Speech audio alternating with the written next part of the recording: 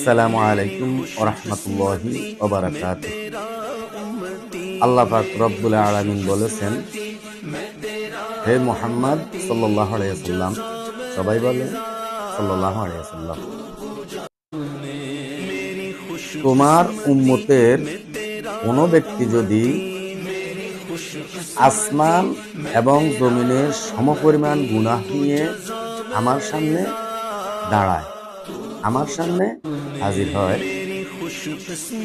কিন্তু আমার সাথে কোনো শিরক করে নাই, আমার সাথে কাউকে অংশীদার করে নাই, কোনো শিরকি গুনাহ করে নাই, আমি আল্লাহ তার সামনে আসমান এবং জমিনের সমপরিমাণ ক্ষমা নিয়ে হাজির হব ইনশাআল্লাহ।